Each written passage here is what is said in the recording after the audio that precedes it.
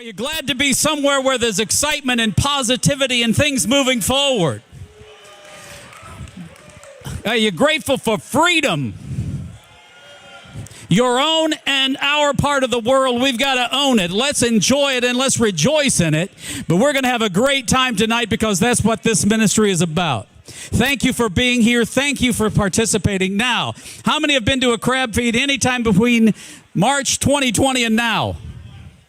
Nobody. We all had to stay home. Aren't you glad that we could get back together and do something fun? That also means you have not exercised your credit cards, your lines of credit, or anything else, so there's a good opportunity to give this evening. But we're so glad you're here. We're going to have a fun time tonight. My name is Greg Patton. I'm a banker from Sacramento. That was the only place that I thought that would die out. But no, it's a good time to be here. But I was raised in a Pentecostal church, and I'm just happy to be a part of this tonight. Josh, where are you, my friend? Oh, he's taking... No, that's not the pictures. He's enjoying himself. Where's that grandbaby? Send Ezekiel up here. There he is. All right, ladies and gentlemen, when you give it up, Josh Jonas. Thanks, Greg. Come on, sit on down. That was my auctioneer voice. Everybody, sit on down.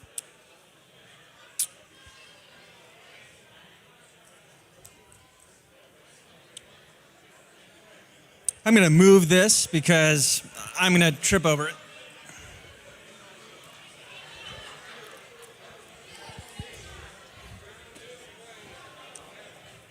Got it?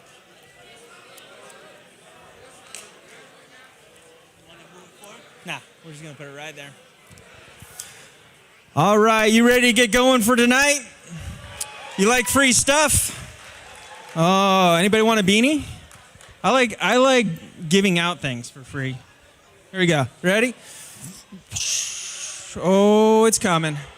I do this in the beginning because it would be horrible if it went into your crab.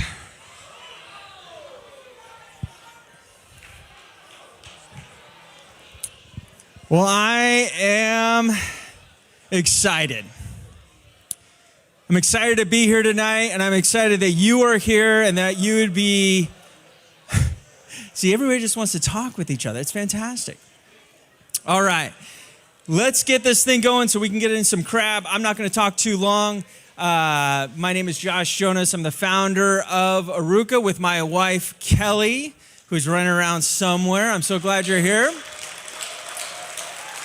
It has been 2 years, as Greg has said, and we had our crab feed 2 years ago, 2020, in March, in the beginning. You remember what happened in March 2020?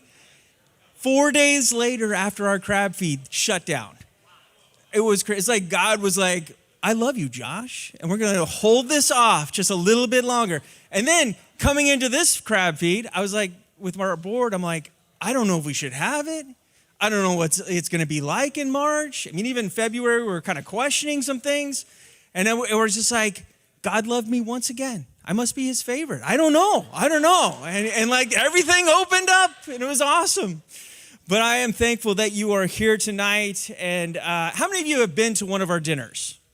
Oh, give a round of applause. You're back. Thank you for coming back. How many of you this is your first time? Raise your hand. Oh, look at all the new people. Give it up for the newbies. And we are sold out tonight, as you can tell. And we are live streaming right now. So let's give up a big yell and clap for those that are watching online. We are glad that you are here. All right, few things. Restrooms. Right down that little hall right there. There's some restrooms right there. Mask. People have been asking me about that. It's optional. You want to wear a mask? Great. You don't want to wear a mask? Great. It's optional. So that's, look, I get clapped. Everybody's all, woo, hallelujah. All right. Silent auction. It closes at 7 p.m. on the dot. Whoever's the winner's the winner. So if you got to get up and kind of check out what's going on, it's okay. We understand. But 7 o'clock is when it ends. The raffle throughout the night. Greg if you've done the raffle, we encourage you to do the raffle. In that bag, Greg will be pulling out tickets periodically for the raffle prizes all through the night. So you want to get as many as you can. Dennis has the bag right there. And we got some great prizes. All right. Shh. It's so funny. Everybody's laughing. So I want to thank a few people before we get going. Cornerstone Fellowship. We want to thank Cornerstone Fellowship for allowing us to be here. And the reality, give it up for Cornerstone. And the reality is that Cornerstone, you need to know that they were the ones that really encouraged me as I was pastoring here to start Arukah. They were the ones that were praying with me and guiding me, and they supported us financially in the very beginning, and they still continue to.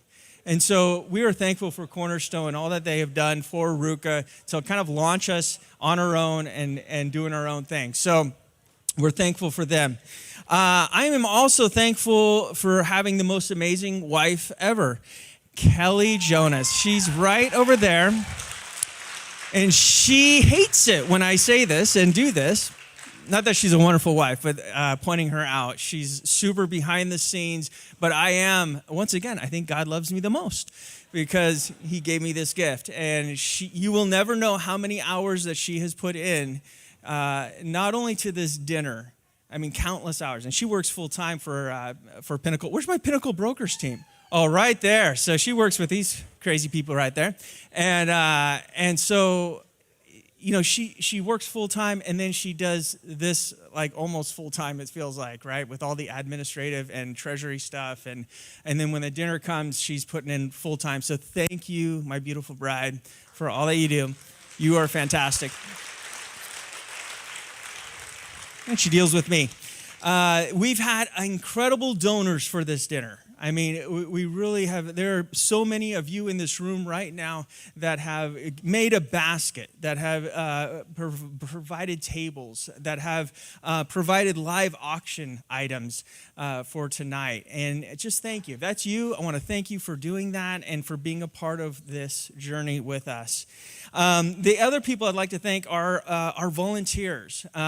And I want you guys to be really loud on this because he's in the kitchen right now. And he'll be up later on because he's going to be providing an auction item of a dinner that you'll want to bid a lot on. But he's our chef, Mr. Chad Bayless. So scream it out for Chad.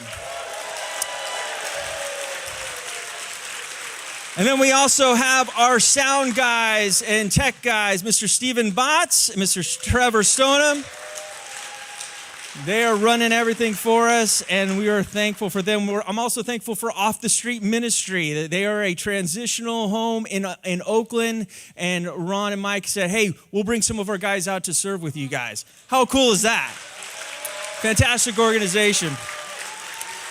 We got our Arukah guys serving you tonight. They'll be around also serving tables, plus a lot of other volunteers that came out. We had just a ton of volunteers that wanted to come and serve and set up and clean up and serve tables and do kitchen work. So this is all done a lot with volunteers, and so very thankful for that. We also have some sponsors of the dinner, and we have our silver sponsor of $1,000 from Payne Drywall. Where's Payne Drywall? Right there. Thank them very much.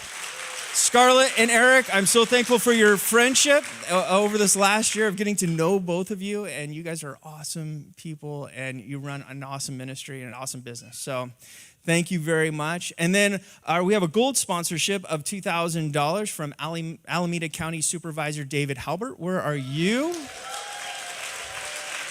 David Halbert is an awesome guy, and if you don't know him, you should get to know him, and you should get to know his vision, and he is a good man. So when he's up for re-election again, you need to vote for him. I'm just saying for him. I can do that. No, but seriously, guys, he was the only one out there out of politicians, right? And I don't look at David as a politician because, but he was the only one that asked Arukah and sat down with me and said, hey, what do you think of this homeless thing, this incarcerated? What do we need to do to make it better? Because he truly believes in trying to help people and help people move forward in life. And so we partner together on different things, and I'm thankful for your friendship, David. And so Thank you, David.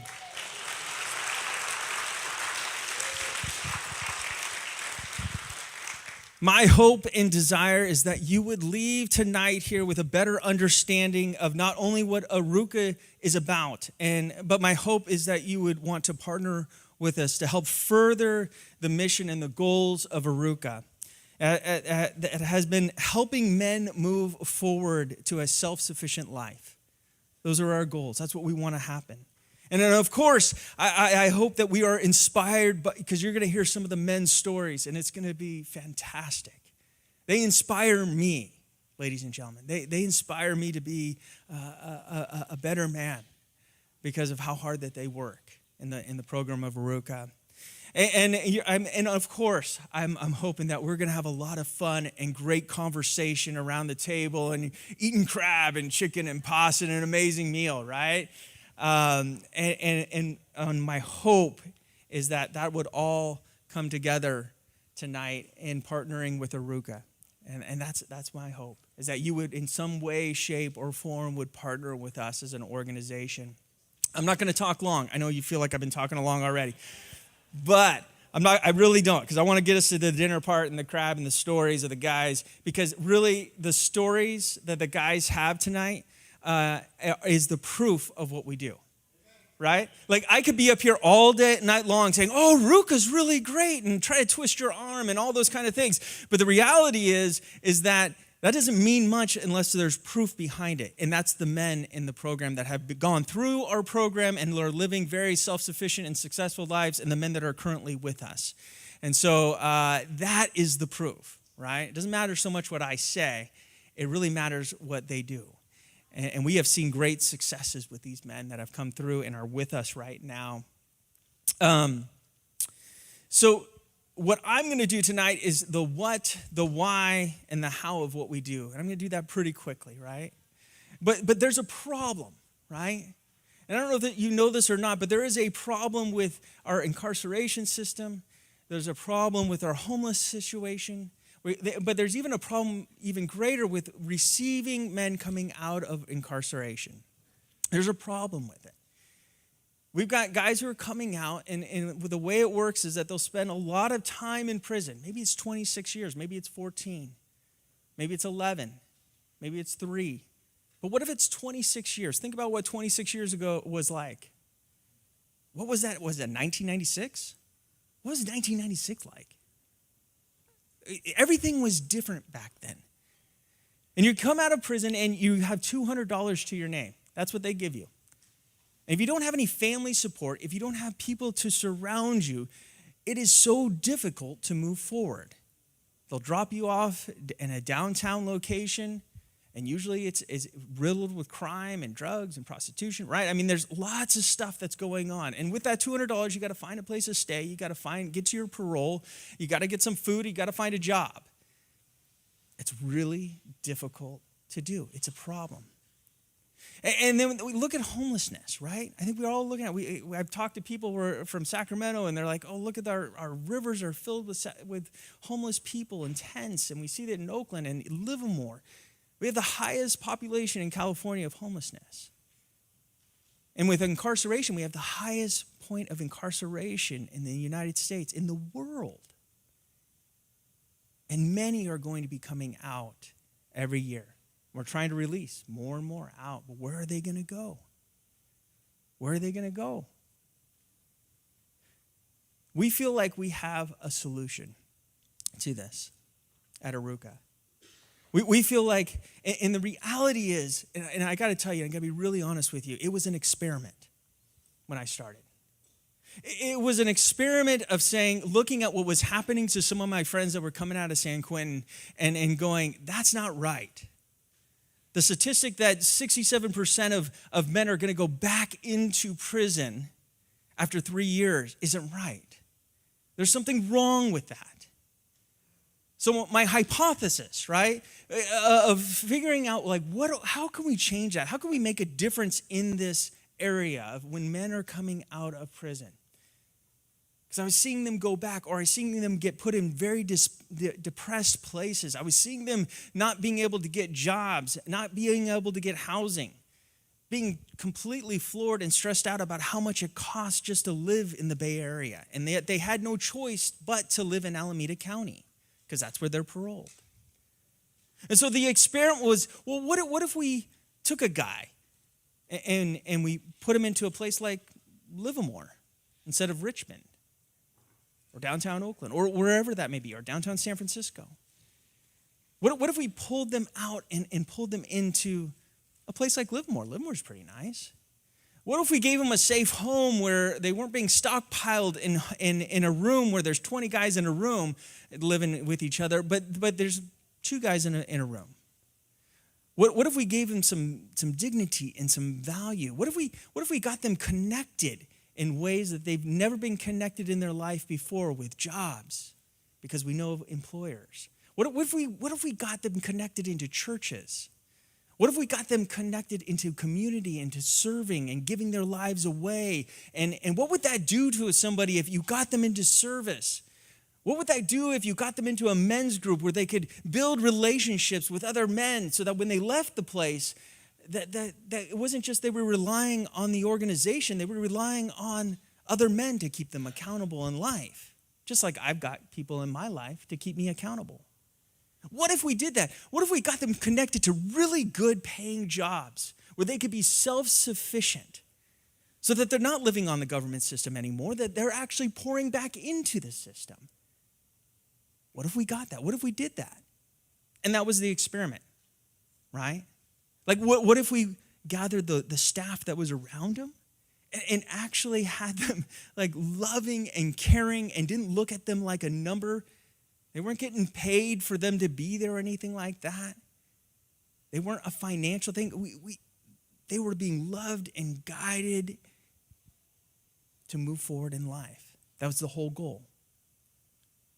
It was the experiment that happened in 2016. And I've got to tell you something. It's worked. I'm here to tell you that it's worked. Our statistics say that the guys that are coming out of prison and come to Arukah, we have an over 90% success rate when they leave the home.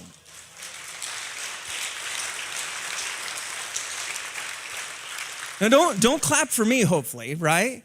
Because I'm not the one who works really hard at this, right? The guys work really hard. All we're doing at Arukah is giving them opportunity, and they have to bust their butt to do the rest, right?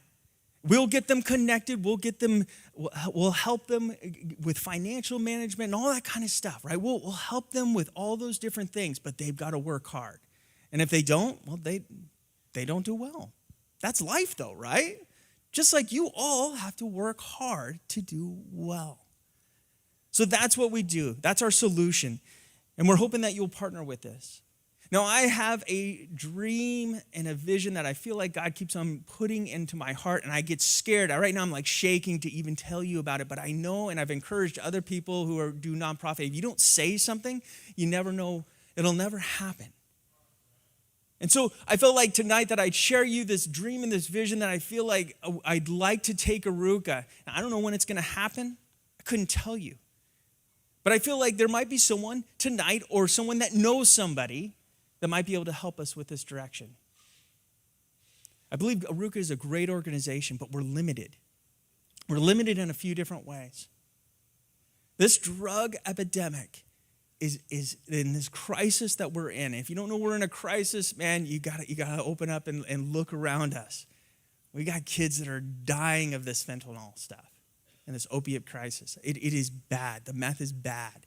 And the problem with Arukah is that we're not a drug rehab. We're not a shelter. That's not what we do. We take the person after they get out of the shelter, right? That's not us. My heart is to be able to have a phase 1 house, a place where someone could get in there and get the drug treatment that they need first, that they could get 60, 90, maybe even 120 days if they need it. 30 days isn't enough. You're just getting the drugs out of your system. We still need to start healing the heart and the mind, the emotions. There's so much work that has to do when you've been on drugs for so long. What if we were able to give the person time? And they could go there and it wouldn't cost much to go, right? Or at all. What if we were able to fund it? Because that's what's so hard to get into some of these rehabs is that it costs so much money to get in. And how do you get out of homelessness if you have to pay thousands of dollars? That doesn't work, right? What if we were able to provide that? That phase one home where they can get that 60, 90 to 120 days of being drug-free environment out of the area, right? On a ranch somewhere. That's what I keep picturing in my head. Some kind of ranch where they can't get back into town. They can't get to the drugs. That's my heart. Phase one. Phase two is what we're doing right now. Start building that community, start getting them the jobs, start getting the financial management, start getting them ready to move on to that next phase, right? Right what we're doing. We're doing that really, really well. But phase three, and what we're finding is housing is really difficult. What do you need to get a place? You need rental history. You need deposit, which our guys usually always have the deposit. But you also need credit. But it's that rental history. And most of the people who've been in prison for a long time, they don't have that rental history, right? If you've been homeless for a long time, you don't have rental history. You don't have credit. Or you have very bad credit. So what if we had a phase three home where it was a more of lower income housing where men could come, build up their credit, build up their rent history, so that then in phase four is they're on their own. They're doing their own thing. And phase three would be where we're still mentoring and there's still accountability, but they don't feel like they're in a program, right? They're living life. They're doing their thing. So that's my dream. And my hope, my heart, is that you would all maybe think about that. Maybe pray about it. Maybe come alongside of us. And maybe that dream will happen. But I wanted to share that with you. There's different ways you can partner with us. One, hopefully most of you can pray. You can pray for our organization, for our leaders, for our board, for Mark and Stuart. I'm not sure where you're at, Mark. There's Stuart. I see Stuart. And Mark's right there, that same table. They're our house facilitator and manager of the home. They work with the guys. Be praying for them. Pray for our men. You could be a connector. Maybe that's you. Maybe you're an employer there. You're like, man, I'd hire one of your guys. Employers, businesses, you need to know, I'm not just trying to throw a guy at you. I sit down with you, I find out what you need, and I want to bring you an asset, someone who will be really good for your company, right? So I'm not going to put someone administratively strong that you don't need, right? And you're looking for labor, right? And I'm not going to put a labor person in an admin job. But if maybe you're a connector in that way. Maybe you connect us to organizations, and maybe you're a connector to generous people. And you're like, hey, I've heard what you've said. Let me connect you over here. These people are generous in this way, and they want to partner and do something that you're doing. Let's talk. Maybe you want to volunteer. That's another way to partner. Become a mentor. You're going to hear from one of our mentors tonight. That's awesome. He's great. Maybe you want to teach a life skill or a class. Maybe you want to hold a Bible study. Come talk to us.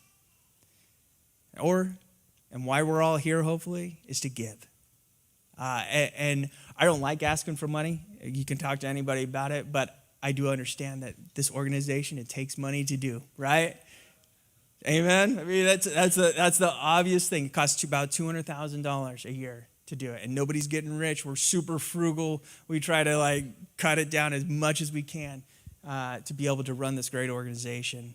But it is mainly supported by generous people, businesses, churches, foundations, and with David Halbert's help in the past too. So we're thankful for that.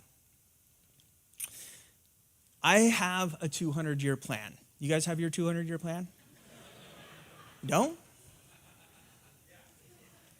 Nobody has a 200-year plan? Who has 5-year plans? Goals, right? Maybe 10 years? Someone's like, man, I can't even see past the week, right? Like, you're talking 200, what does that even mean, right? Here's the idea. I talk about this a lot wherever I go, but I believe it. I believe it with all my heart. My wife and I are planners. We're goal-oriented. We like looking at the 5, the 10, the 20. What's life going to look like, right? And most of it never happens, right? But it's fun to think and dream. I'm a dreamer. And then one year I asked her, hey, what's our 200-year plan? And she did the same thing you guys all did. Like, what are you talking about, right? And I go, well, the idea is that after 200 years, everyone that we've invested in, everyone that we've given money to, everyone that we've loved, everyone that we've come alongside of, everyone we've had a conversation with, they will all be dead. It's true. What's our lasting impact? Will the love that we gave, the time and the investment that we gave in our lives, will that matter? Like, not that we want statues or our names to be known or anything like that. I care less about that stuff. But would it matter in what we do with our lives? Arukah, we believe, is a 200-year plan. We really do. And the reason why we believe that is we're taking guys who are going in one direction and we're giving them opportunity to go into another direction that changes a man's life radically, where they become better husbands and fathers and friends and employees and employers. And we've been seeing this over and over and over with these men. And so I believe that that's a 200-year plan, and my hope is that you would join us in that 200-year plan. Well, that's about what I have tonight. Thanks for coming. I hope you guys have an amazing dinner and a lot of fun. I'll be up here a few more times. Let me pray over the meal. Lord Jesus, we're thankful. We know you're here already. You're with us. Lord, we just ask for a blessing upon this food. God, I ask that you would bless each person here. Whatever way you want, God. I ask that you would bless them in a great way, Lord. Lord, be with us tonight. Let us have great conversation. Let us have a lot of fun. And Lord, let us raise the funds that you deem, Lord. In your name, amen. Have a great night.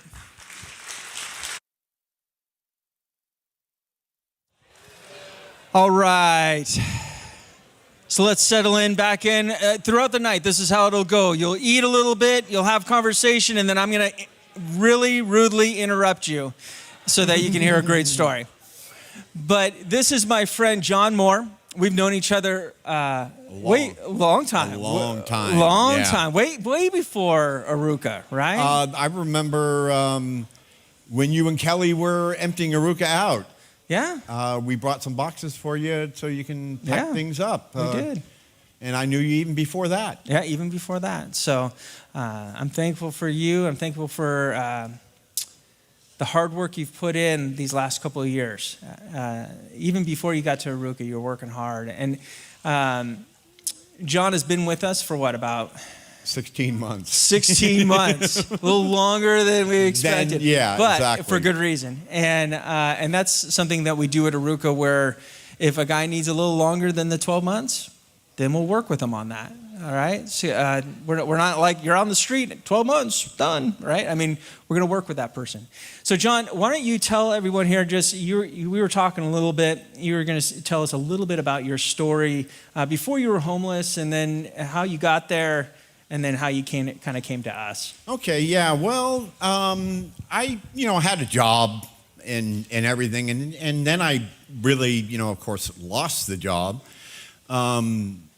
And then I lost my housing, but fortunately, about a month after, I got another job and was allowed back in. And then about a year later, again, I lost the job, and then I was homeless. And one thing about homelessness that people they might understand, is it's a full-time job. It really is. I mean, you've got to, more or less sleep with one eye open, make sure nobody steals your stuff. It's really, I didn't experience so much, violence or what. I don't do drugs, so I didn't have a problem with that. But it's hard to get a job if you don't have some help with people. One of my faults is I don't ask for help, which I have learned being here that, people want to help. And that's all of you. You want to help. So I was homeless for probably 8, 9 years. But I went to church, and one of the places that Cornerstone has a homeless outreach, they used to have it at Vineyard Christian Fellowship. And so I would, help out, figuring, I'll give back. You're helping me, I'll help you. And I worked my way up into actually running the program on site. But I was still homeless. It really lifted me up, but I still, again, I didn't really ask for help. When COVID hit, I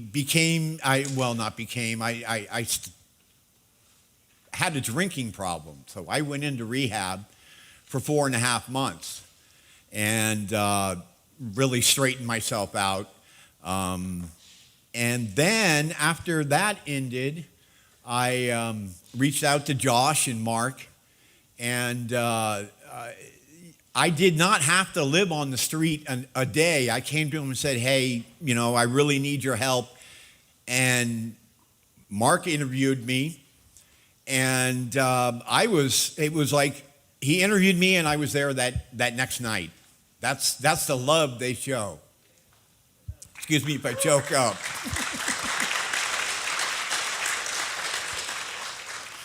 So I had, while I was in rehab too, they also gave me the opportunity and helped me to look for a job and whatnot. So it was only 5 days when I was at Arukah that I got a job.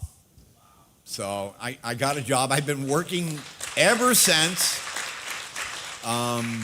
Thanks to Arukah, I've been able to, save a bit of money. But thanks to Arukah and thanks to him, because all goes to him. But it goes through Josh, who I just can't say enough about. I mean, like I say, I've known him for such a long time, and him and Kelly really just you can't believe the love that they have for everybody, but just the love they have for what they do. And, most of you do know Josh. Josh, you can't help but smile every time you see him. I don't know about that, John, but I don't know, maybe. Although I've heard I'm becoming softer. I've become a grandfather, so just so you know this, I'm a grandpa now. And I'm getting a little softer, I hear. So maybe I am. So, John, your story, I know, right? John, your story just intrigues me because 9 years of being homeless, that's a long time, right? And having an addiction with alcohol, but you worked really hard of getting yourself sober, staying sober with us, and you were loved. I know you were loved at your job. And you've maintained that job for over a year now, right? It was, again, 16 months 16 yesterday. Months. Yep. 16 months working full time. You've saved money. And the reality is, the reason why John has been with us so long is that he's been looking for housing. John, you've been homeless for 8, 9 years. You probably don't have a rental history that goes back 5 years ago, right? You have enough money to rent somewhere. Yeah, you have plenty. Definitely. Your job pays well. You're sober. You're clean and sober. I mean, but because you don't have the rental history, because you don't have the credit, you're having a hard time finding rent. Correct. Okay. So what's great about these dinners is this is where connections get made. Maybe you have a room. Maybe you know somebody that has a room. Let me tell you something. I would recommend John in a heartbeat to rent a room for you, and he can afford it. So that's what he's looking for right now. And so I would love what you've done. You have worked so hard. Your story is inspiring, and you inspire people all the time at your work and with the friends that you have. And so we're going to be praying for you for that housing. That's going to happen, and I know it's going to happen. in due time. And I just want to thank you for you just maintaining and working hard and really moving forward and allowing Arukah to be a part of that process. Well, you're very welcome. I've been here there 16 months. So I've seen a lot of people come and go, and I've seen a lot of people that have just completely turned around. But the whole thing is they need to be surrounded also by people that want the same thing that they want. And that's what we're a family, really. We get together and we do Bible study, and we constantly encourage each other. And those are the things that we are, I don't know if you were taught, but by going to church, just praying, worshiping the Lord, and this great man right here, it's just an inspiration, along with Mark and Stuart. Now, Stuart actually was homeless with me at one time. And he used to help us out also. But just, I encourage you to this organization is just, there's nowhere to go but up when you're in this. When you're in this, there's nowhere to go but up. They give you all the tools you need. I never ask for something that I haven't received from them. But most of all, I've received really in my heart their love of the Lord. That's really what I've got from that. Let's give it up for John. Thank you so much for being here, brother. Thank you. Let's enjoy this meal. Thank you, my brother. I would like to introduce you to my friend, Mr. Jeff Cole. How are you? How you doing? Thank you. Thank you. Thank you very much. Jeff, you have been with us for how long? I've been with the Arukah House about 6 months now. 6 months. Yeah. Hey, tell me, your story is pretty awesome. Tell me, you're formerly incarcerated, right? So tell me your story before you became incarcerated. What was life like for you? Where you grew up, kind of environments and stuff like that, how you got to prison, and then life change. Okay. Well, I grew up in the 60s. I was a young man, maybe about 10 years old, in the heart of Oakland. I witnessed in 1963 on the television a United States president being assassinated, John F. Kennedy. I was about 11 years old. Right after that, I didn't realize at 11 years old that I would be making some decisions that would cost me 45 years of my life being incarcerated. I remember there's a proverb that says, there is a way that seemeth right unto a man, but the ways thereof is the ways of death. I also witnessed in that decade Martin Luther King being assassinated. Malcolm X was assassinated. I was in the heart of Oakland in the Civil Rights Movement with the Black Panther Party, deep down in Oakland. So again, I didn't realize the decisions I was making. As a matter of fact, as I thought about it as the years passed, I didn't know how to make no decisions at 11 years old. I knew a lot of people that didn't go the route I did, but I got caught up. When I really got caught up in the 70s and 80s, a bank robbery occurred, and I was involved as a young man, and they sent me to a prison called DBI. I got out of there. I really didn't learn my lesson, so to speak. That same year, in 78, my little daughter was beaten to death by the babysitter. And it drove me more and more to drugs and alcohol at that time. I ended up in 1981, I believe, 80. I ended up catching another bank robbery, and they gave me 11 years on this time. So when I look back on my life as a young man, and I make no excuse about this, I didn't handle it right. I didn't make the right decisions. I did have support. But due to the things that were going on at that time, I did not make the right decisions.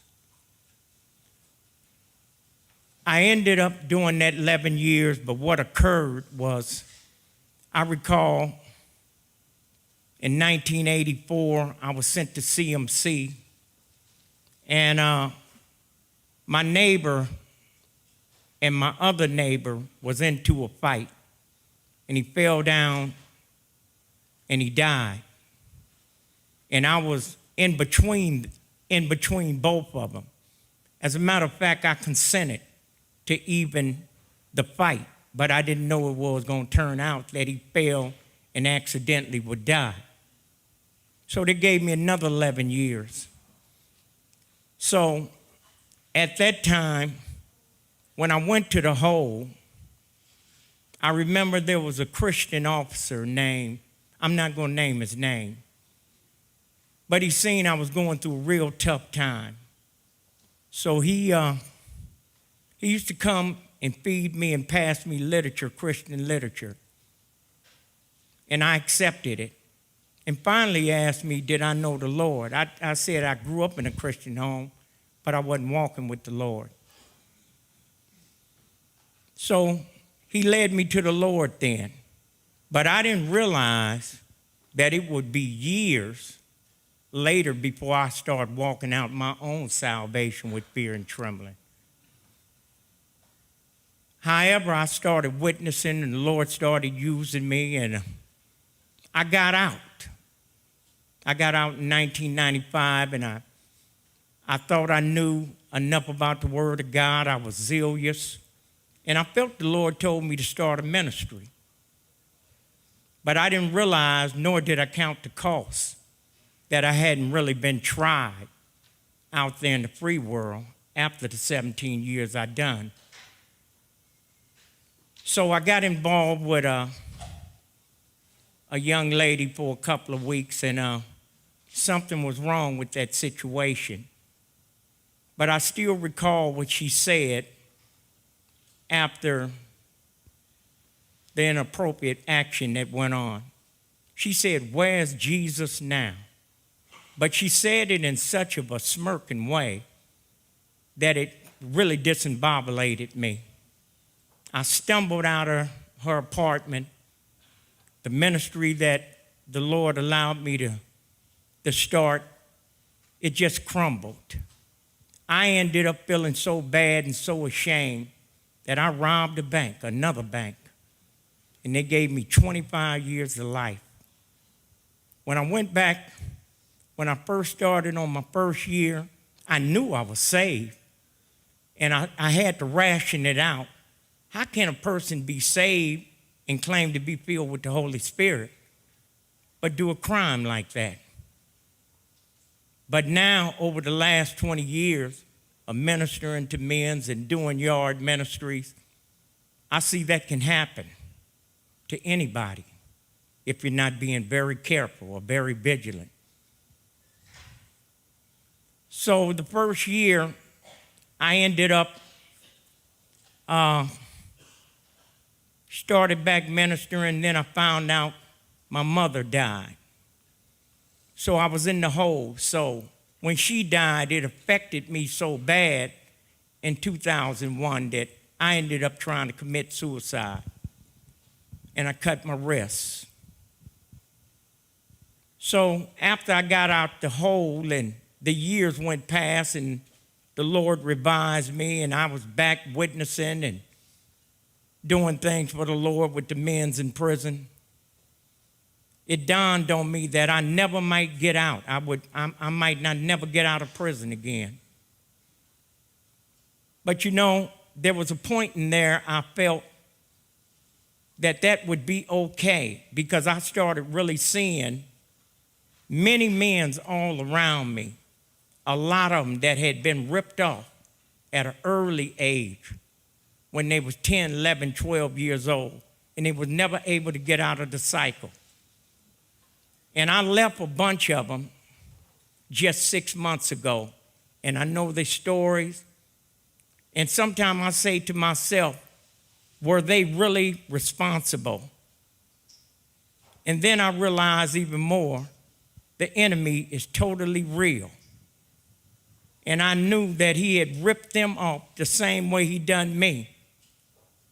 But as the years went past, I started getting strong in the word, and I started witnessing even more of the Lord, because I just felt there's a scripture that reads in 2 Corinthians, I believe it's 10:6, he said, and being ready after your obedience is being filled, or avenging yourself once your obedience is fulfilled.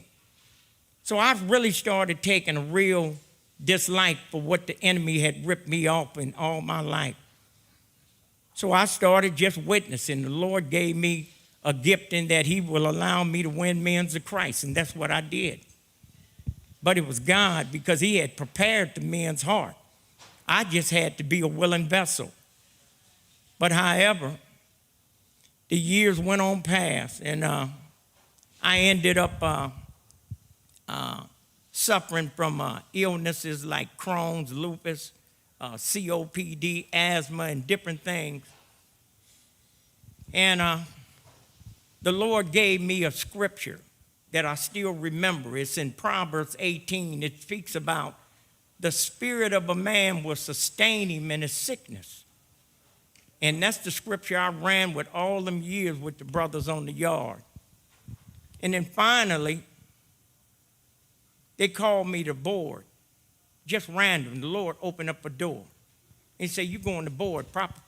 Proposition 57 had fell in.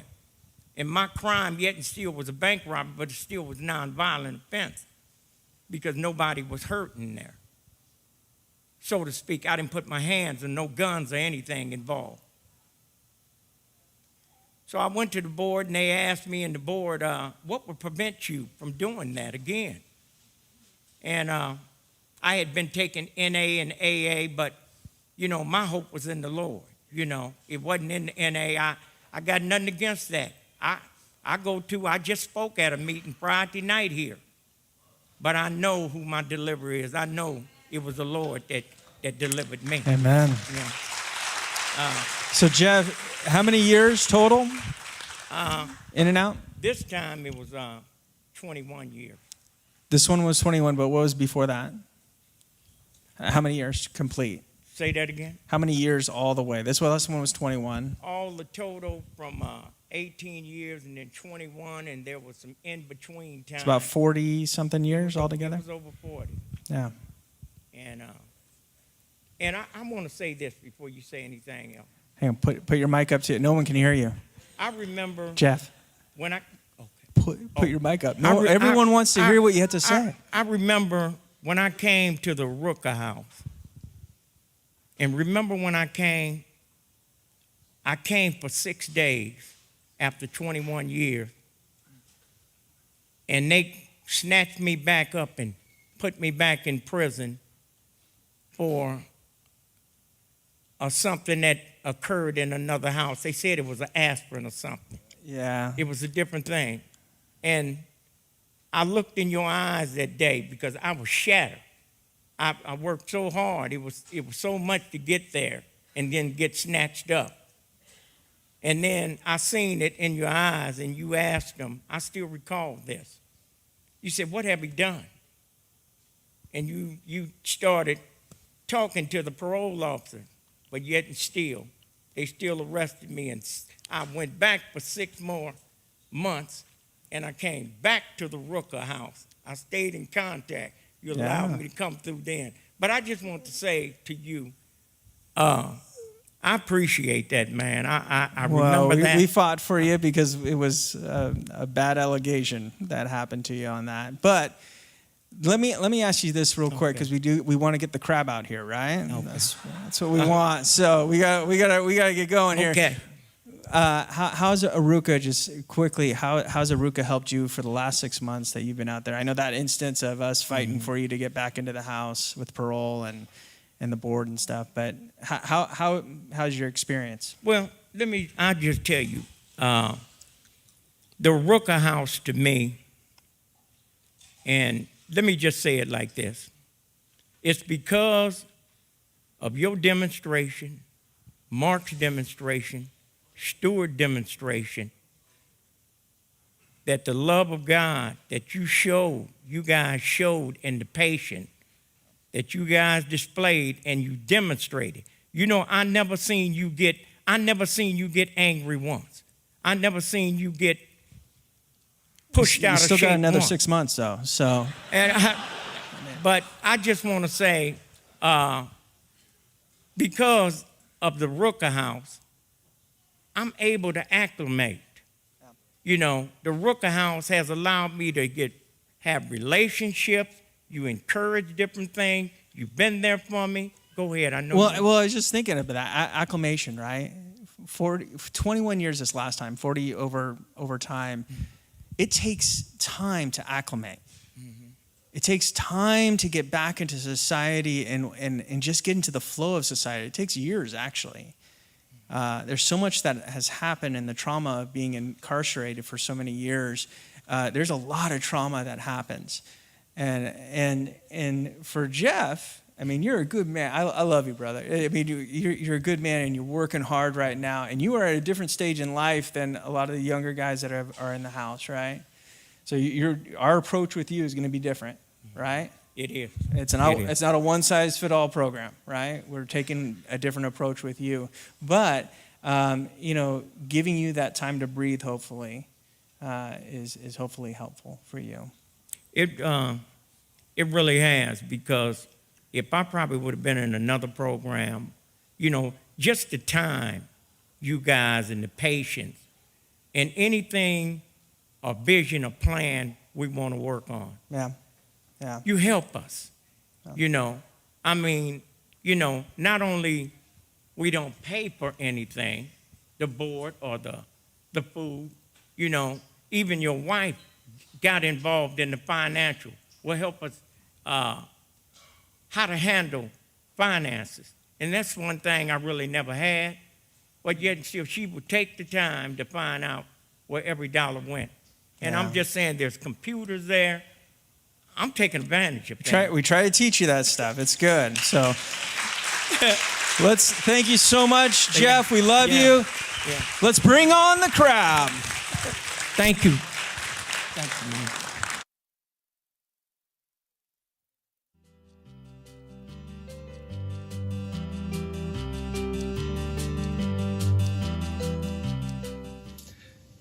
Hello, my name is Josh Jonas. I'm the president of Arukah, and this is my friend Lori Pavich. And we wanted to talk to you today about one of our good friends, Don Maria, who is with us at Arukah, and Lori's a part of his story. And currently he's not able to be here with us right now, and we'll explain that a little bit later. But his story is amazing, and his journey, and who he is. And so, Lori, you're kind of like his guardian for a while, and so that's why I brought you in here, and you kind of introduced us for him to be coming into Arukah, and we both have known Don for many years. We love Don, but maybe tell me a little bit more and tell us a little bit more of his story, and then how he kind of came to Arukah. Okay, well, I met Don about 25 years ago, probably about the time that you did.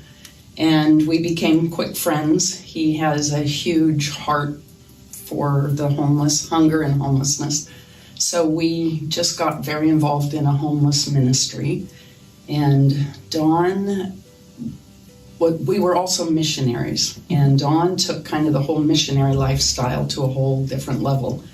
He didn't have enough money to live comfortably in this area, so he was homeless himself for many, many years and lived out of his car. And as he got into his 70s, that became a problem. He just wasn't healthy, and we started noticing he was getting a little forgetful, and we thought it was just kind of normal old age stuff.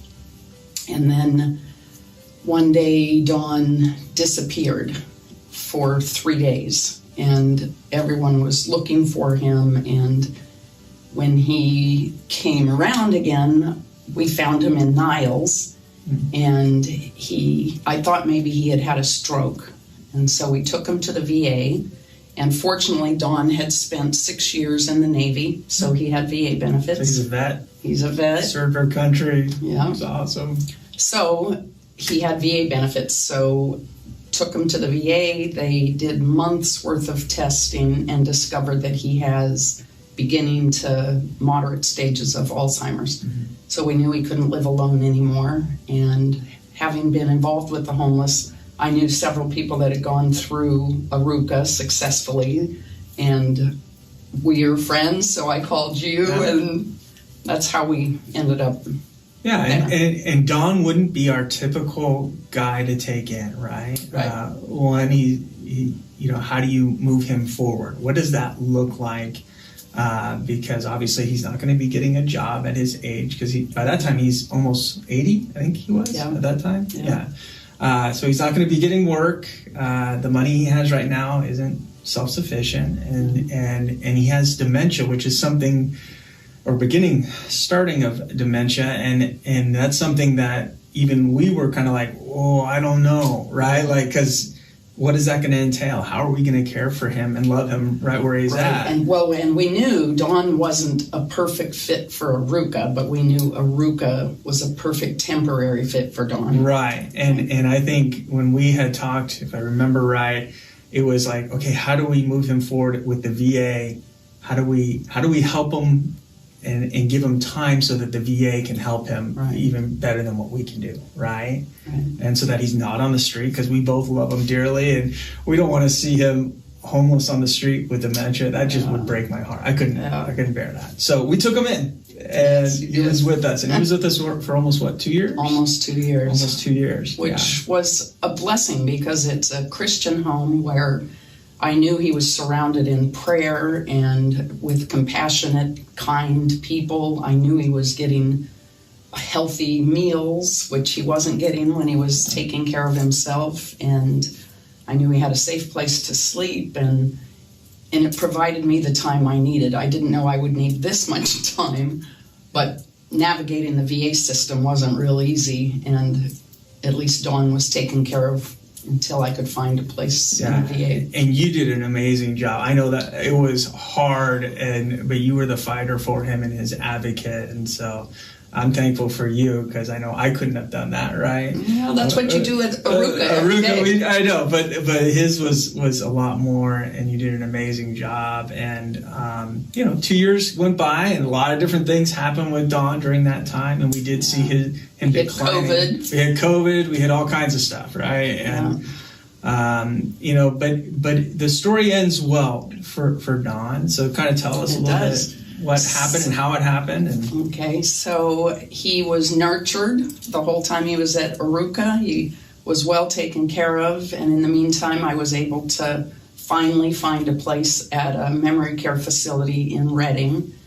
And luckily, he was a veteran, so it's a VA home. I don't know what we would have done without Arukah or without his veteran benefits, but he's now living in Redding. He's happy. He still kind of does the same thing. He's a creature of habit. He has his coffee every morning and plops himself right in the middle of a common area where people come and go, and because that's what he did in Livermore. Bay. If you're from Livermore, you know Don probably, or you've seen him, because every day he would go to Panama, and he'd sit on the bench downtown, hoping to run into the homeless, because he was a huge homeless advocate. Yeah. And he was always trying to find a need so he could fill it. Yeah. there to have conversation, to share Jesus with people. Yeah. I mean, he loved Jesus, right? Yeah, we did a homeless Bible study for many, many years. Yeah, so it was great. So, well, I'm glad we were able to come in this way. I'm glad we were able to partner with you in helping Don, and that he's doing well now, and that he's in a place where he can be cared for, and for the rest of his life. Whatever that looks like, right? He's got people to care for him, and so we're just a part of that story. And if he could be here, I know he would thank you for the interim, because that was crucial in his mental health. I mean, he knew he was safe. He was really scared what was happening to him, but he knew he was going to be okay. So thank you so much for that. Absolutely. Yeah, at Arukah, we do a lot of different things, from helping guys who are coming out of prison, helping guys who are coming out of homelessness. Don's situation definitely was different for us, but we were game, because we wanted to see and help him move forward in life. And so thank you for all your support, and thank you for allowing us to do what we do. All right. Well, hope you enjoyed that. We love that what we were able to do in that situation. Hey, we at Arukah, we love to partner with people. And one of our partners is Costco. So we pick up, the guys do, they pick up a lot of items from Costco every week, 5 days a week. They're a huge supporter of Arukah. We get their returns, and they help provide for the home, right? It's awesome. It's really cool. But sometimes we have so much stuff. And I just have a few people that we have partnered with Scarlett and Roland. You can both come up right now. Here, I'll let you. Do you guys know these two? Oh my gosh. I'm going to let them talk. Oh, hey. Well, Scarlett, I'll let you go first. You want me to go first? Okay. So my name is Scarlett. My husband and I, we have a ministry here in Livermore. It's called Light for His Kingdom Ministries. And what we get to do every single month is have monthly distribution for single moms. And so what we do is we provide household essentials, personal care products, cleaning supplies, and baby essentials. And right now we serve, just about over 70 moms that we get to minister to every month. But here's the thing. When you're supplying for 70 households, it takes a lot, especially baby supplies, diapers. And what a blessing Arukah House has been. So what I want to say tonight, we would have to go buy diapers had we not been able to go shopping. He's one of our first stops on our way to our distribution, is his storage unit. And so we haven't had to buy deodorant. We haven't had to buy diapers. We haven't had to buy wipes. His supply house has done so much for us. Not just that, I want to also say that what a selfless man, because his time is valuable and he is already pouring out to the men in the community. And not only that, when we call upon him, he meets us there. And sometimes it's not just once a month. Sometimes it's 2 times a month. Sometimes it's 3 times a month. Sometimes when we need mattresses for moms and their kids who are otherwise going to be sleeping on the floor in their homes, he meets us there at 7:15 on a Sunday morning to make sure that this mom and this child is not sleeping on the floor anymore, because he cares if they're sleeping on the floor. So it's not just about the Arukah House, it's about the community. And so when you guys are giving to the Arukah House, you're in addition to giving to the men, you're giving it to the women and the children in our community. And so, Josh, I want to thank you. I want to thank you for what the Arukah House does for our ministry and for the women of the community. That's awesome. I'll just say a ditto on everything you just said. Yeah. And just add this quickly. My wife and I watched The Chosen. Binge watched The Chosen over the last 5 days. Here's what happened at the very end. Jesus is just about to speak the Sermon on the Mount. So I was reading this today on the flight up. It says in Matthew 7:24, it says this: "Therefore, everyone who hears these words and puts them into practice is like a wise man who built his house on the rock." I got to tell you, Arukah House is the rock. We have an organization called Tri-Valley Seek and Save, but it's modeled after one key feature. We created a word called Christocracy. It's based on the sharing of resources that Arukah House has done with us the last 3 years. So just here's the last thing I just want to say is I want to say their acts of worship, giving through service, is amazing by this organization, this group. Tri-Valley Seek and Save is very grateful. Thank you. You know what? I want to add one more thing real quick because I know you have the 200-year plan, but you know what, Josh? Really, it's eternal. Because what you are doing is eternal. You're making a difference in the lives, eternal lives of these men and the women of the community. There you go. Now I'm done. All right. Thank you, guys. We love to give away stuff.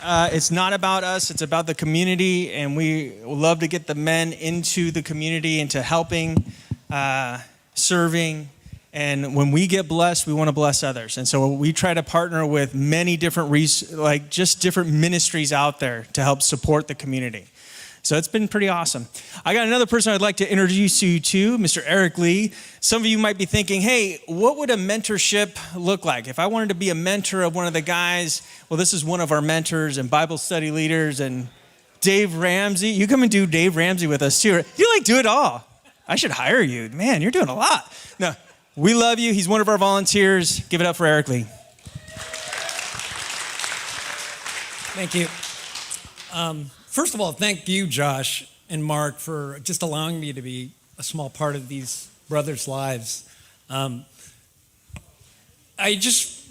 job is to kind of point them to God, really, in general. I'm involved with meeting them with the guys one-on-one, and I do facilitate small group Bible study, and we've done once with financial study with Dave Ramsey. And what you've heard it, it's just so inspiring to be there. It's the highlight of my week, just to hear their stories and to hear their resolve to live for God. I mean, to hear them plan, I'm going to do this for God, and I'm going to do this for my family. And that's knowing where they came from. That's really just all I get to listen to. I just get to be an eyewitness to that. To me, it's a glimpse of heaven. We have come from such different backgrounds and families and such, and yet we all have the most important thing of our life, Jesus Christ, in common. And so that's just, I get so many benefits. I'm just going to tell you some of the benefits that I get out of this. I get to learn flexibility, just to be open to different schedules, and things happen and things come up. And by the way, these miracles are it's not all, great. I mean, there are conflicts we have to work through, and we just learn how to deal with it and learn to do life together with that. So thank you for your support. Awesome, Eric. Eric is one of our we have many volunteers, and they do amazing things, and Eric is just one of them, but just that his dedication to the men is fantastic. I wish I could bring up all my volunteers up here. It's fantastic. I got one person else that I wanted to bring up, and I thought, as I was thinking, his name is Mr. Jim Meehan. And he's a supporter of Arukah. You've been coming to our dinners, and you help guide. And I thanked you one time. I go, man, thanks for supporting us, right? And I go, and I think I asked you the question of why would you? Because I know your profession, and you can go into that. And you just said something that really pushed me back. It was a couple of years ago, and it just was like, okay, I feel like we're on the right track. I feel like we're doing what we're supposed to be doing. So go ahead. Amen. Yeah. And then, hello, everyone. I work for the ministry called the Alameda County District Attorney's Office. I see that the ministry of the Alameda County Board of Supervisors is in the house. And from my perspective, it's all about partnerships. And I was right in this room several years ago. I was trying to jog Kent and Jang's memory in terms of how many years ago it was that we were at a men's breakfast for Cornerstone Fellowship. And Josh came up and told us about his vision for Arukah. And I'm back there saying, amen.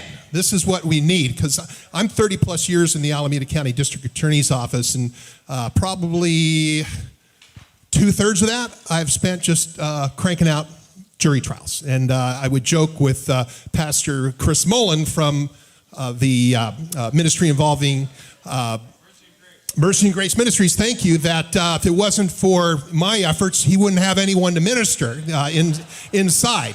But he said something at a number of the fundraisers that really resonated with me, which is like, this day and age, men are going to be getting out. And do you want men getting out that are hardened and angry and resentful? Or do you want to see people getting out who love Jesus? Am I right?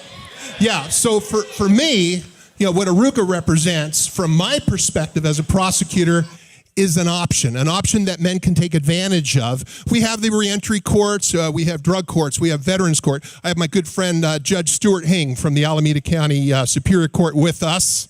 I have our Chief Assistant, Terry Wiley, from the Alameda County District Attorney's Office. And in case anyone out there is getting a little nervous saying, oh, it's a lot of law enforcement in one room, maybe I'm going to hit the road and head to the Altamont Pass. Also, my nephew and his wife, who are with the San Joaquin County District Attorney's Office, so that we got you coming and going. But the bottom line is Arukah fills a huge void. I got transferred out from felony trial staff around 2013 to take over our Tri-Valley branch of the DA's office, which covers, Dublin. That's how I met former mayor of Dublin, Livermore, Pleasanton, unincorporated Alameda County, and my favorite cases to handle out of the Santa Rita County Jail. Lots of nasty stuff happening out there. And what I was really, really shocked by, even though I lived in Pleasanton, was the homelessness issue that was going on out here. I had no clue. I had no clue about the opioid crisis that was going on here and the huge need. And that need is filled only a minuscule part by county or state federal services, and it just leaves ministries like Arukah to fill that gap. And I love the vision that you've shared to have an Arukah house every single area in this That's state. what we'd love to do. Is that the 200-year plan? Hopefully we not. could do that. But do it. But we need to have people donating. We have to fund that dream. And I just ask that everyone here join in the effort to raise money for Arukah. It is such a needed resource out there for an underserved community of men coming out of addiction, men coming out of homelessness, men coming out of incarceration. So please, please, please be generous in your support. Put out bids that are ridiculously high on everything that is being offered today. Thanks, Jim. Appreciate you. It means a lot when I hear it from someone who's, works in the public sector, right? So that for me, that says something to me. My chef, Mr. Chad, has told me that we have a lot of crab. Would anybody like more at their table? All right, servers, make sure. Nope, Nafa, you can't do that because you are coming up here. That's right. Look at Nafa. He's like ready to go serve, and he's coming up. Oh, we're closing the table soon. The silent auction is closing in about 15 minutes. So you might want to look. You might want to look. But I want to invite you up to the stage, Mr. Nafa. You want to take a seat and talk? Yeah. All right. You guys want to hear an amazing story? Yeah. All right. Let's hear it. Please welcome Nafa. Thank you. Thank you very much. Nafa, how long have you been at Arukah? So I've been at the Arukah house for over 4 months now. 4 months? Yeah, I arrived there in October 24th. October 24th, and how many years were you incarcerated? So I was incarcerated for 10 and a half years. Yeah? And, tell me about your life before incarceration. You have told me some stories. You don't have to do all of them, right? We only have so much time, but... I'll go real quick. I'll try my best. So me and my family came to California in 1982 as a first-generation family. My mom and dad didn't know nothing about California. And they didn't get no guidance. They didn't have no resources. They didn't have no clue about this life. And we arrived here in 1982, and we're in the town of Richmond. And that was back in 1982, and it was a tough time back then. I find it real quick that it was a difficult environment, having to deal with difficult situations at such a young age.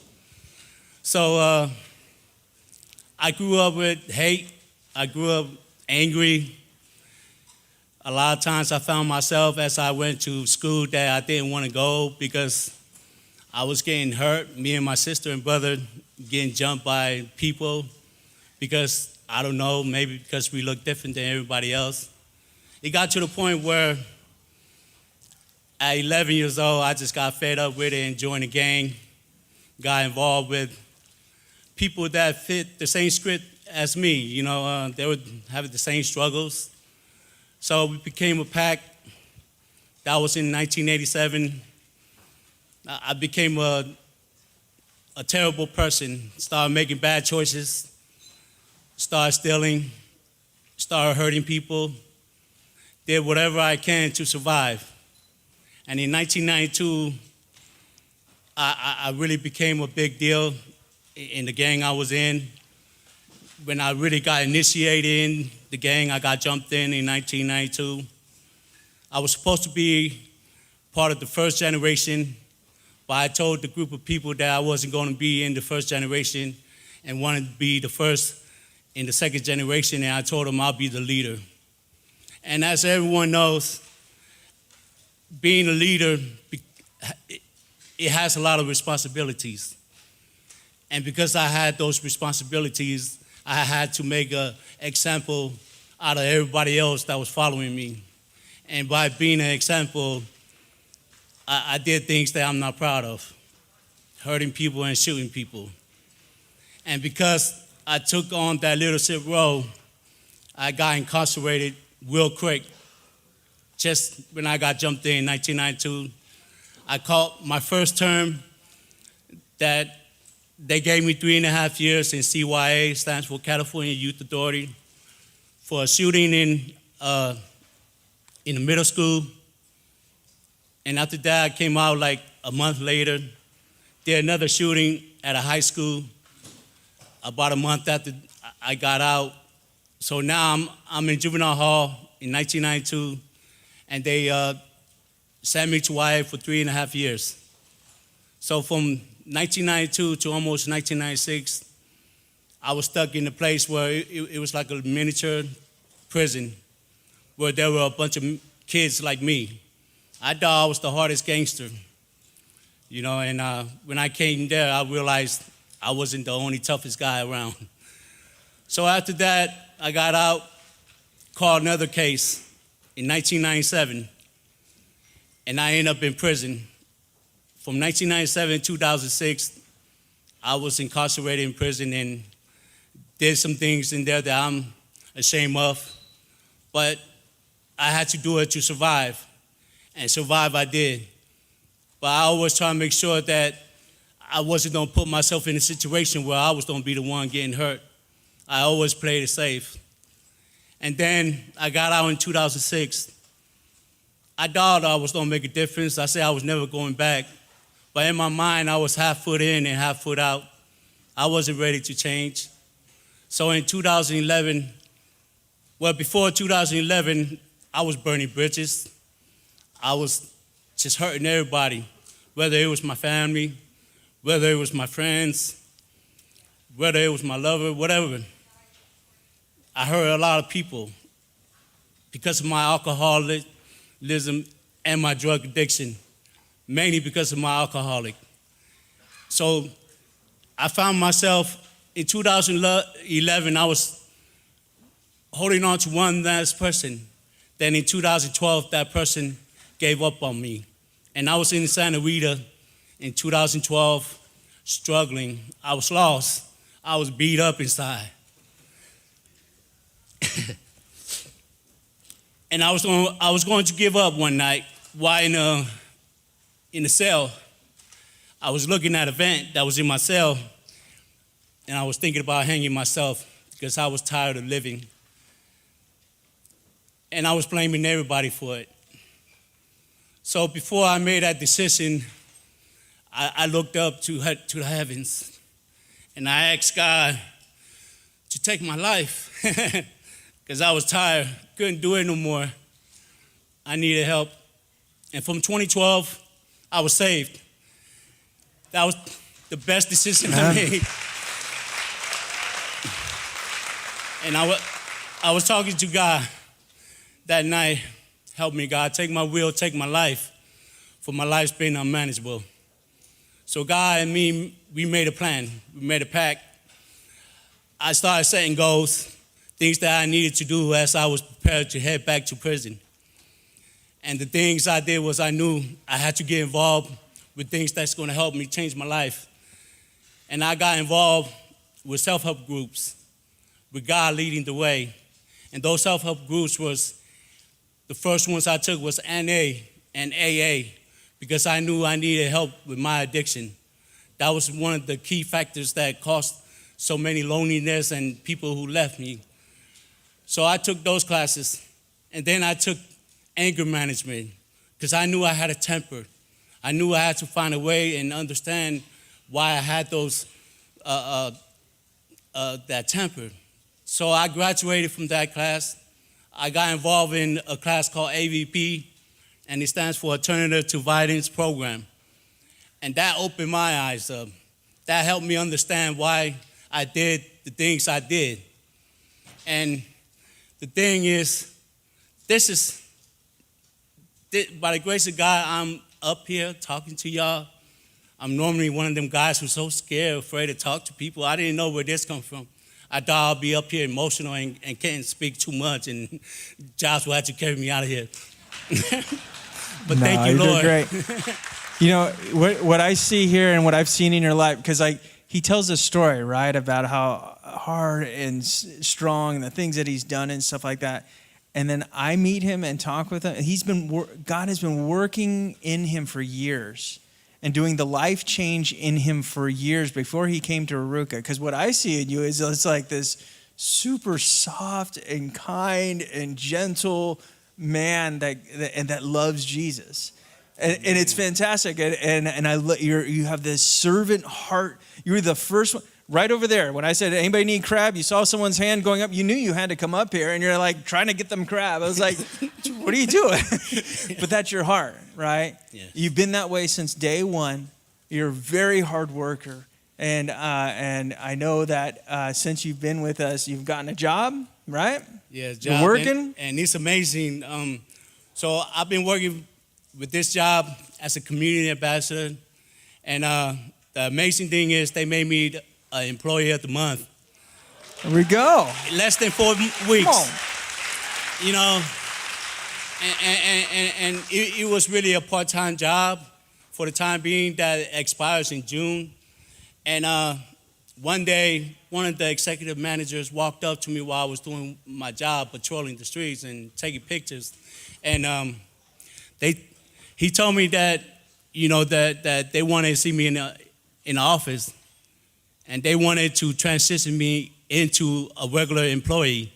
That's something that's difficult. Normally it takes a person a whole year to work there before they become a regular employee.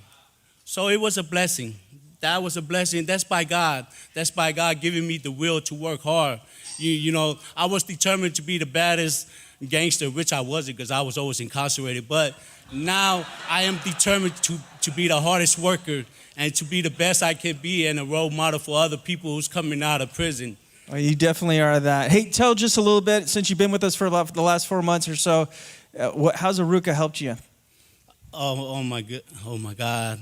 Arukah has benefited my life in ways that I cannot imagine.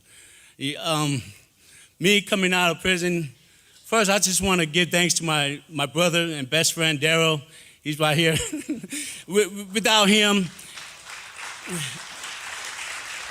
without Daryl, this would not be possible because before I arrived to Arukah, it was 2 years in the making. And me and my friend, we had 2 conversation occasions where I wanted to give up on Arukah because I was afraid of the things they expected of me. But my friend kept on advising me, no, stick with it. There's no other program like Arukah. This is the program for you. I believe this is right for you. I believe God is calling you to continue on this. So I stuck with it. And then I came out. I was still kind of lost. I wasn't that, like, I was scared. You know, after a lifetime of, you know, struggles. So when I came out, Arukah welcomed me in like a family. They cared for me in ways that I couldn't imagine. I thought it was going to be a strict, structured program. I came to find out it's like a family-oriented type of environment. You know, they provided for me a shelter, a roof over my head, because I didn't have no place to go. They provided for me transportation, because I had so many appointments to go to.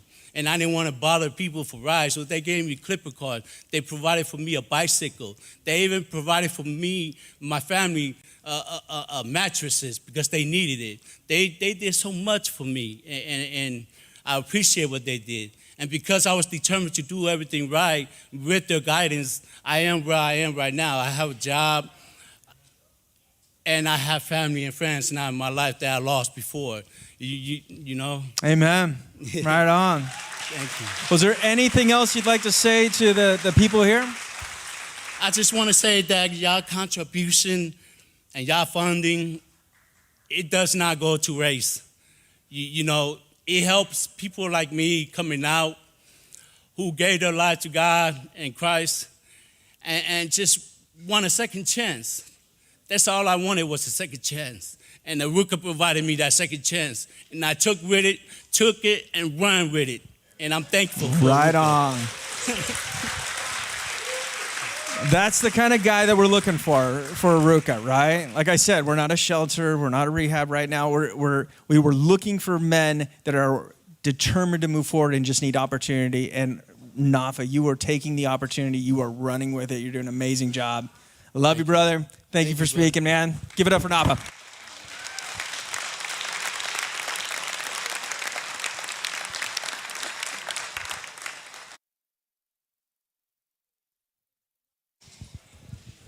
Don't worry, I only have 3 hours left. Don't freak out. No. I'm absolutely blown away by your generosity, your kindness. You never know what's going to happen when you go into these things, right? As someone who's doing this, but that you all come out at hopefully the end of this COVID era, that we're able to celebrate, and that you are all so generous. It blows me away and it warms my heart, and that's very genuine. And just know that I thank you that you're here tonight. You've heard the stories, and hopefully that has inspired you to partner with us. On your table, I'm not going to try to twist your arm. That's not me. That's not my style. But if you either know you want to partner with us financially or volunteer, or that you don't, right? And that's okay if you don't. But if you do, if that's something that you feel like, yeah, I want to buy into what we're doing right here, on the table, there's an envelope.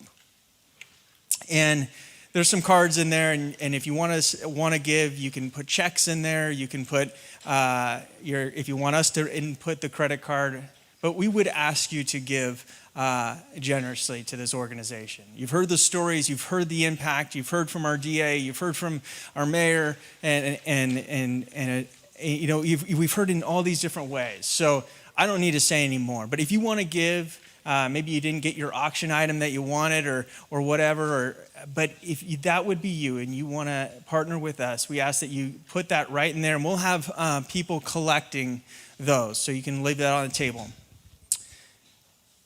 We are proud, and that's my spiel right there. That's as much arm twisting as I do, right? If you want to do it, great. And we're thankful that you're here.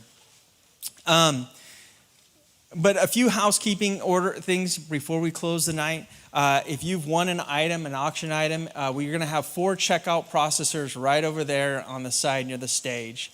Wave your hand as if, okay, right there. That's my daughter, Taylor. All right. And then we're going to have a few other people there. So you can go there and process checks or process credit card payments for your silent auction. Our silent auction your name should be up here.